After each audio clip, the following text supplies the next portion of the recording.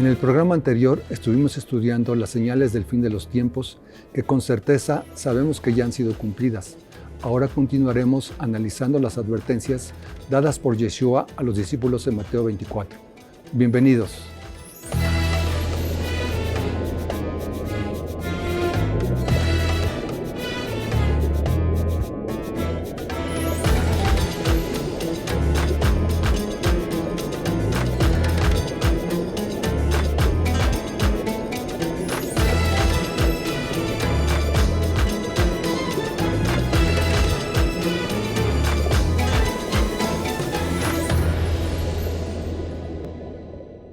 Liliana, ¿cómo estás? Te saludamos nuevamente. Bueno, sí, como siempre, muy agradecida con el Padre por esa oportunidad de compartir su palabra. Bien, Liliana. En Mateo 24:14, ¿por qué Yeshua está haciendo énfasis sobre la predicación del Evangelio del Reino en todo el mundo como señal del fin? Este es un tema, Gerardo, muy importante de poner atención, porque aquí nosotros vamos a ver en la respuesta a esta pregunta que me estás haciendo, de por qué Yeshua da como esa señal básica y clave la predicación del Evangelio del Reino en el mundo como señal del fin. Es importantísimo que nosotros volvamos a entender el plan del Eterno para todo el mundo. Aquí es donde nosotros vamos a resumir lo que hemos venido enseñando desde el principio de este programa. Cuando nosotros comenzamos este programa de las raíces hebreas de nuestra fe cristiana, nosotros siempre hemos hecho énfasis en regresar a nuestra identidad y en entender las escrituras de principio a fin. Cuando nosotros veíamos este capítulo de Mateo 24 y vemos ese verso 14 que nos dice que el evangelio será predicado a todo el mundo y entonces vendrá el fin, nosotros nos imaginábamos, y es verdad, no es parte de la verdad, nos imaginábamos que el mensaje de Yeshua tenía que llegar hasta lo último de la tierra. Como les digo, eso es verdad, pero es solo parte de la verdad. Miremos hoy y hagamos un resumen así muy rápido de lo que hemos venido enseñando desde el programa número 1 hasta hoy, para que ustedes vean en toda su plenitud el plan que el Eterno tiene con nosotros. Fíjense que lo que está ocurriendo hoy, que muchas personas no entienden, de personas que estamos regresando a la Torá, de personas que estamos diciendo que estamos de regreso a Israel, que estamos conociendo nuestra identidad israelita, es parte de ese plan que comenzó cuando el Padre creó el cielo y la tierra. Recordemos que de la descendencia de Noé, el Eterno eligió un hombre para hacer bendición a las naciones, que fue Abraham. De la descendencia de Abraham, el Eterno eligió un pueblo, Israel. O sea, el plan era sacar de todas las naciones, que la descendencia de Abraham llegara a todas las naciones, y de todas las naciones sacar un pueblo que fuera sal y luz al mundo, para que cualquier persona del mundo que crea en el Dios de Israel, al ver el pueblo, que hay un pueblo de Israel que está impactando al mundo, viniera a ser parte de ese pueblo y de ese plan. ¿Dónde encontramos nosotros esa bendición o esa promesa a Abraham? En Génesis 12, del 2 al 3, donde nos dice la palabra: haré de ti una nación grande, te bendeciré, engrandeceré tu nombre y serás bendición. Y dice, bendeciré a los que te bendijeren, maldeciré a los que te maldijeren, pero serán benditas en ti todas las familias de la tierra. Nosotros tenemos un Dios todopoderoso. Él hizo que la simiente de Abraham, es decir, la semilla de Abraham, la descendencia física de Abraham, llegara hasta toda la tierra, hasta lo último de la tierra. ¿Cómo se logró eso? Eso se logró mediante las promesas y el proceso que el Eterno utilizó con el pueblo de Israel. ¿A quién le confirmó la promesa de la tierra? A Isaac, el hijo de Abraham. ¿Y qué promesa le hizo el Eterno a Jacob? el hijo de Isaac, le dijo que el Dios omnipotente te bendiga y te haga fructificar y te multiplique hasta llegar a ser multitud de pueblos. Una de las razones por las que estoy haciendo este recuento y estoy utilizando esta profecía de Yeshua para entrar en el plan es precisamente porque nosotros hasta hace muy poco tiempo habíamos aprendido que Israel era solo el pueblo judío. Siempre con otros nos hablaban de Israel e inmediatamente lo poníamos como un sinónimo del pueblo judío. Pero, ¿qué hemos entendido ahora que el Padre nos quitó el velo, como dice Romanos 11, y estamos viendo nuestra identidad?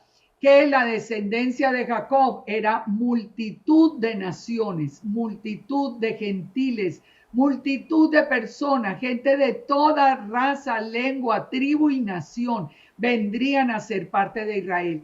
Recordemos que de Jacob viene precisamente el nombre de Israel, porque el nombre de Israel fue dado a Jacob, porque luchó contra el Eterno y contra los hombres y venció. Este es hasta un punto muy interesante de estudiar, porque quien le dio el nombre de Israel fue precisamente el ángel de Yahweh, que es Yeshua, es una imagen visible del Padre. Ahora, Jacob bendijo a Efraín y a Manasés y los bendijo para que se multiplicaran como peces en la tierra. Si volvemos, y que iban a ser guardados por Yeshua. Si volvemos al Evangelio, encontramos a Yeshua nombrando a los discípulos pescadores de hombres. ¿Quién se iba a multiplicar en la tierra? Efraín y Manasés. ¿Y hasta cuándo sería el pueblo de Israel, el pueblo del Eterno, el único pueblo del Eterno? Eternamente, dice Jeremías 31, del 35 al 37. Ahora, nosotros cuando vemos todo el proceso, nosotros sabemos que el Eterno sacó a Israel, lo declaró que era el pueblo santo para Yahweh, que lo ha escogido para ser un pueblo especial más que todos los pueblos de la tierra. Eso lo podemos leer en Deuteronomio 7:6. Pero nos da a nosotros una alternativa que es absolutamente indispensable de cumplir, donde nos dice que si ustedes le dan oído a mi voz y guardan mi pacto, serán mi especial tesoro sobre todos los pueblos, porque mía es la tierra. Y vosotros me seréis un reino de sacerdotes y gente santa. Y esas palabras eran para los hijos de Israel. Esto estaba donde en Éxodo 19. Ahora, más adelante nosotros encontramos en la historia bíblica, en todas nuestras escrituras, encontramos que el Eterno divide a Israel en las dos casas, en la casa de Israel y la casa de Judá. Primero bajo el rey Jeroboam la casa de Israel y bajo el rey Roboam la casa de Judá. La casa de Israel, recordemos que fue llevada cautiva a Asiria y de ahí se volvió gentil, nunca más volvió a la casa del Padre hasta este tiempo. La casa de Judá fue llevada cautiva a Babilonia, pero regresó otra vez a Jerusalén y siguió siendo o viviendo, digamos, en la casa del Padre. Muchas veces hemos hecho este paralelo en los programas con la parábola del hijo pródigo. El padre que tiene dos hijos, un hijo que se va al mundo, que se vuelve gentil, y el otro hijo que permanece con el padre. Es literalmente el tema de las dos casas de Israel. Ahora, cuando se hacen los juicios y las promesas, y aquí pues estoy haciendo un súper resumen de todas las escrituras, a la casa de Israel que le anuncia el Señor, le anuncia que iba a ser cortada, que no iba a tener más misericordia ni compasión, pero después Él tiene esa compasión y lo vuelve a llamar un pueblo, que lo va a llamar de nuevo a ser parte del pueblo. Mientras que a la casa de Judá, por ejemplo, le dice que Él siempre va a tener misericordia de ellos, aunque los va a castigar por la desobediencia, pero a la casa de Judá le prometió que nunca quitaría de ellos la misericordia por causa de David. La casa de Israel también fue anunciado que se multiplicaría en el mundo como de una manera extraordinaria, como la arena del mar. Ahora, ¿dónde vemos nosotros eso confirmado? Lo vemos confirmado en Primera de Pedro, por ejemplo, y en Romanos 9, pero lo vemos confirmado entre nosotros, donde hay seguidores de Yeshua en todo el mundo. En Levítico 25:25 nos dice que la casa de Israel solo podía ser redimida por un hermano, que era uno de la casa de Judá. Yeshua nació en la casa de Judá, que sería tragada por los gentiles, que se volvería gentil. Oseas 8:8, ahí se cumplió. También se anunció que sería la casa de Israel zarandeada al final de los tiempos entre las naciones. Es decir, que las naciones serían sacudidas y la casa de Israel escucharía el silbido del Padre y se pondría en pie para regresar. Todo esto está anunciado a través de los profetas, de Amós 9, de Oseas 3, de Ezequiel. En Ezequiel, por ejemplo, en Ezequiel 4, nos habló inclusive del tiempo del castigo, del tiempo del castigo para cada una de las dos casas. No es ninguna coincidencia que el tiempo de castigo para Judá terminó en el año 780, después de 780 años, cuando coincide como con el tiempo de los discípulos de Pablo. Pero el castigo para la casa de Israel, que fue mucho mayor, terminó en un periodo entre 1996 y el 2008, cuando nosotros empezamos a escuchar el llamado del Padre a regresar a la casa. Es decir, todo estaba escrito, un lado hacia la casa de Judá, lo otro estaba escrito hacia la casa de Israel.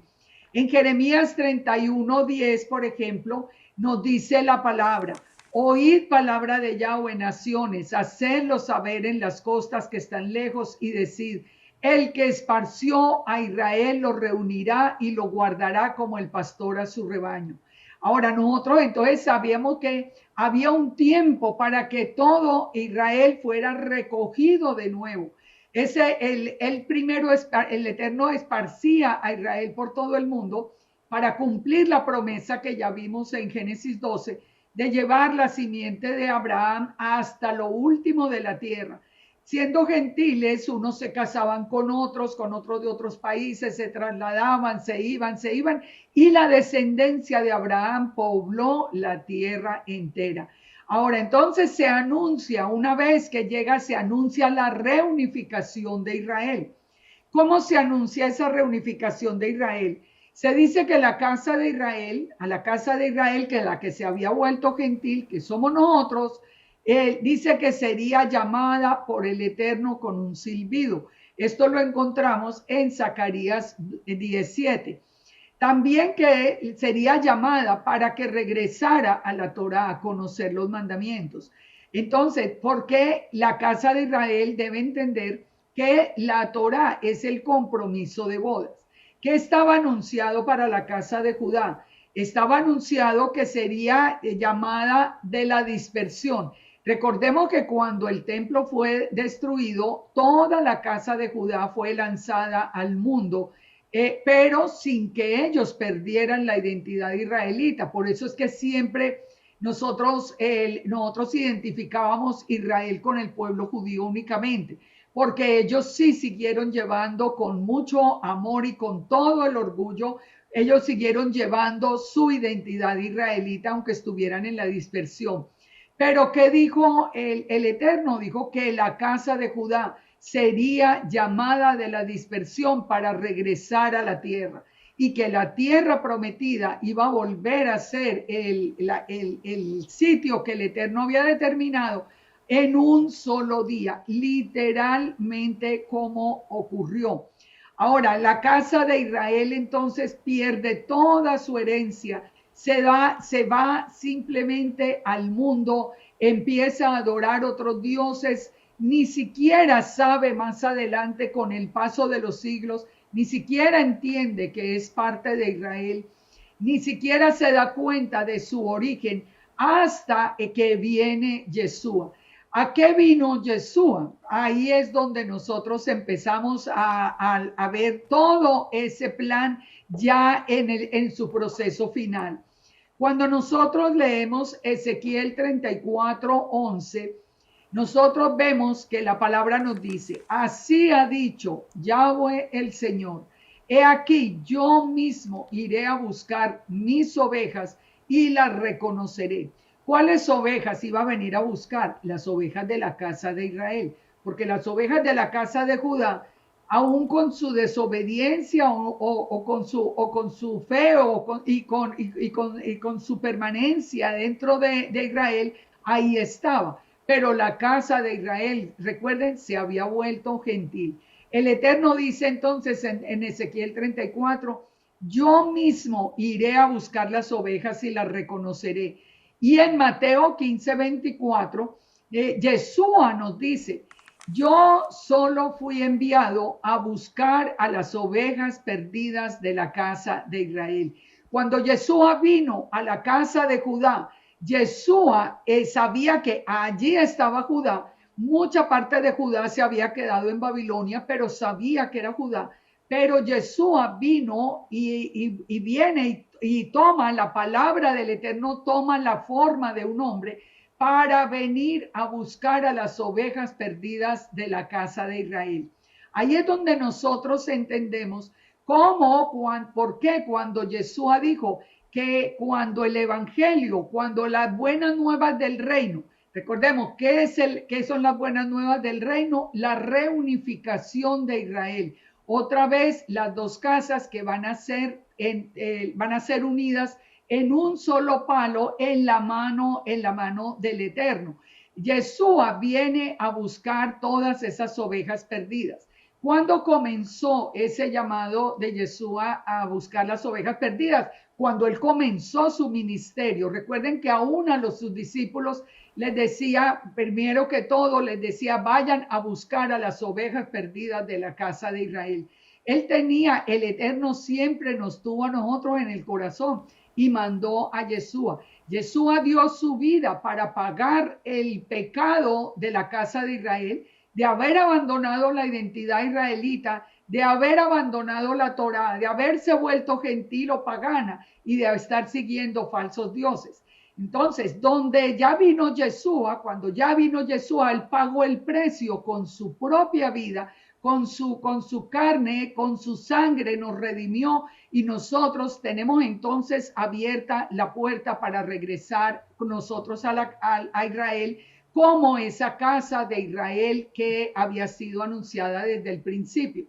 Ahora, cuando ya Yeshua, por eso Yeshua dice, cuando el evangelio del reino se esparza por todo el mundo, entonces vendrá el fin. ¿Por qué vendrá el fin? Porque una vez que ya nosotros llevamos el evangelio por muchas partes del mundo, yo digo nosotros porque yo llevo más de 40 años sirviéndole al Padre, llevando el evangelio, y yo sé que todos los pastores, los ministros, los maestros, todos cada uno de los que le ha compartido a otro ha llevado ese mensaje del reino hasta lo último de la tierra. Cuando ya todos hayan escuchado que nos tenemos que volver a reunir, que tenemos que volver en obediencia al Padre, entonces ahí es cuando viene el fin. ¿Cuál es el fin? El fin no es el fin del mundo. El mundo nunca se va a acabar. El fin es el regreso de Yeshua a reinar con las dos casas ya unidas en la mano del Eterno, y él va a reinar sobre todo el mundo durante 1000 años para después entrar en la nueva Jerusalén que vendrá del cielo. Solo quiero terminar recordándoles esto. El Padre dijo, yo mismo iré a buscar las ovejas y las reconoceré. ¿Por qué dijo yo mismo? Porque envió a Yeshua, que es su palabra, la imagen visible, y Yeshua vino y dijo, yo solo fui enviado a buscar a las ovejas perdidas de la casa de Israel. Bien, Liliana. ¿Los creyentes en Yeshua pasaremos por la tribulación? Literalmente, y lo estamos haciendo, lo estamos pasando. Fíjense, muchos ni se han enterado que nosotros ya empezamos todo ese proceso de la tribulación. Pero es que el proceso de la tribulación comenzó inclusive desde el mismo tiempo de Pablo. Por ejemplo, en segunda de Tesalonicenses 2, nos dice, con respecto a la venida de Yeshua y nuestra reunión con él, nadie os engañe en ninguna manera, porque no vendrá sin que antes venga la apostasía y se manifieste el hijo de perdición, el hombre de pecado, el cual se opone y se levanta contra todo lo que se llama Dios o lo que es objeto de culto, tanto que se sienta en el templo de Dios como Dios, haciéndose pasar por Dios. Miremos este texto de Pablo para que podamos estar seguros de lo que estamos diciendo. Nos dice que la venida de Yeshua y nuestra reunión con él, él está hablando del día que nos encontramos con Yeshua, no va a suceder y nosotros vamos a ver primero la manifestación del hijo de perdición, del que nosotros hemos mencionado siempre como el anticristo, como el antimesías. Él se va a levantar y nosotros vamos a atravesar la tribulación. Esto lo hemos venido haciendo, y como explicábamos en el programa anterior, muchos de los creyentes han padecido por tribulación a lo largo de la historia. Es que tribulación no es solamente este punto final, pero tenemos que recordar algo muy importante.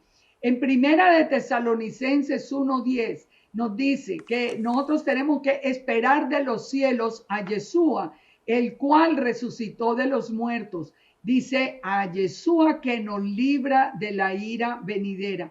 ¿Cómo nos va a librar? Cuando nosotros estamos en obediencia a Yeshua, él nos va a librar de la ira venidera guardándonos en un lugar especial en el desierto. ¿Dónde lo encontramos? En Apocalipsis 12. Este es un tema que vamos a tratar más adelante de una manera ya específica porque es un tema muy importante. De la misma manera que en el primer éxodo, por ejemplo, el pueblo al salir de Egipto fue perseguido por Faraón. Nosotros, que somos del segundo éxodo, que nosotros vamos a pasar ese mismo proceso, nosotros también vamos a tener la persecución del faraón de turno, que sería el antimesías en este momento, pero nosotros también vamos a ser salvados de la misma manera que fue salvado el pueblo cuando salió de Egipto. Ustedes recuerdan, el pueblo llega hasta la orilla del Mar Rojo, pero el mar se abre para que el pueblo pase y vuelve y se cierra al final para impedir que los ejércitos de Faraón pudieran alcanzarlos y ya entonces son libres. Si nosotros leemos Apocalipsis 12, que por eso les digo que vamos a hacer un programa porque es necesario tener el tiempo suficiente, pero si ustedes leen Apocalipsis 12, ustedes se van a empezar a dar cuenta que el proceso es el mismo. El antimesías persigue al remanente del Señor, pero dice que la misma tierra ayuda a ese remanente y el Padre pone ese remanente bajo cuidado en un lugar que tiene seleccionado en el desierto mientras pasa el tiempo de la ira, que ya es el tiempo final. Una cosa es, vamos a pasar tribulación. Sí, estamos pasando la tribulación y debemos ser fortalecidos con la fe en Yeshua, porque Yeshua acabamos de leer en primera de Tesalonicenses, nos guardará de la ira venidera. Él va a ser nuestro protector, es el que va a librar la batalla por nosotros. Pero nosotros al final vamos a ser, cuando ya sea el momento de la ira, vamos a ser guardados. Un remanente va a ser guardado. Un remanente que tiene dos condiciones, que tiene la fe de Yeshua y que guarda los mandamientos. De ahí que nuestro mensaje siempre en cada programa sea, volvamos en obediencia al Padre, porque en obediencia al Padre, ese amor del Padre con nosotros, esa bendición del Padre, la protección, sus ángeles alrededor nuestro, van a ser nuestra fortaleza en todo este tiempo. Pero para obtener esa bendición, nosotros necesitamos estar en obediencia. Por eso el segundo requisito del remanente que va a ser guardado es que guarde los mandamientos. Entonces, el remanente guarda la fe en Yeshua, tiene la fe en Yeshua y guarda los mandamientos. Así que fíjense cómo dentro de todo el plan de las escrituras, todo tiene un sentido. Primero se recogen todo Israel, todos los que Israel somos todos los que hemos creído en Yud-Heh-Vav-Heh, el Dios de Israel. Ahí estamos todos los que hemos creído en Yeshua, que somos toda esa casa de Israel, y al final nosotros seremos guardados, pero ya viene Yeshua y reina con nosotros por 1000 años. Un plan absolutamente perfecto. Siempre recordemos, y les dejo este verso, Mateo 24:13, mas el que persevere hasta el fin, este será salvo. Liliana, se nos ha terminado el tiempo. Nos hablarás en el próximo programa acerca de la abominación de la que habló el profeta Daniel, que menciona a Yeshua en Mateo 24:15. Vamos a hablar de ese tema porque ese tema de la abominación desoladora está muy próximo a aparecer. Nosotros ya estamos escuchando, digamos que sonidos a la distancia. Nosotros tenemos que entender esa profecía de Daniel. Nosotros tenemos que venir de la profecía de Daniel a Mateo 24, a entender el porqué de la abominación desoladora, por qué va a ser en Jerusalén, qué es lo que está sucediendo en el mundo, para que nosotros miremos hacia nuestra tierra prometida, porque es nuestra tierra prometida. Y de esa manera nosotros vamos a poder saber a través de la presencia del Espíritu Santo en nuestra vida cómo es que tenemos que vivir guardados bajo las alas del Todopoderoso.